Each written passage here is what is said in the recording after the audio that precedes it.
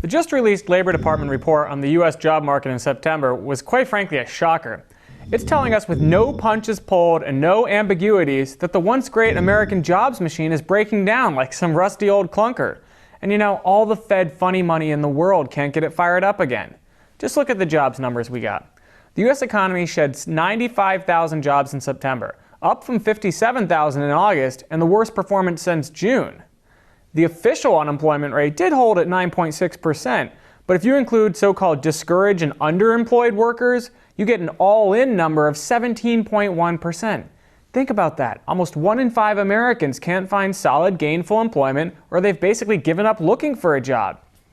What about within sectors? Well, construction lost another 21,000 jobs, manufacturing shed another 6,000 jobs, IT employment slumped for the second month in a row, while the financial sector shed workers for the 5th consecutive month.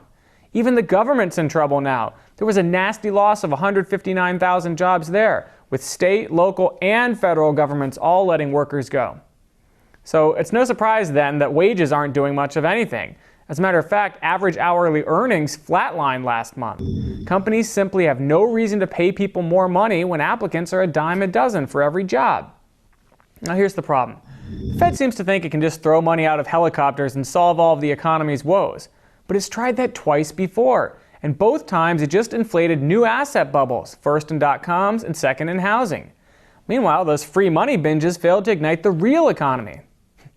Albert Einstein famously said the definition of insanity is doing the same thing more than once and expecting a different result. Well now, despite the dismal failure of QE1, or quantitative easing 1, the Fed's about to roll out QE2. My take is that it won't do a shred of good for the labor market, retail sales, housing, or industrial production, just like QE1 didn't. But it is accomplishing, and I use that word in quotes, one thing. It's driving the price of certain assets like gold, silver, wheat, soybeans, oil, and so on through the roof. And it's crushing the value of the US dollar. Bottom line, folks, this is not a time when you want to be taking big risks. Sure, in the short term, money printing may prop up the asset markets, but what the Fed's doing is ultimately taking us down a very ugly path, and I think you need to protect yourselves. Thank you.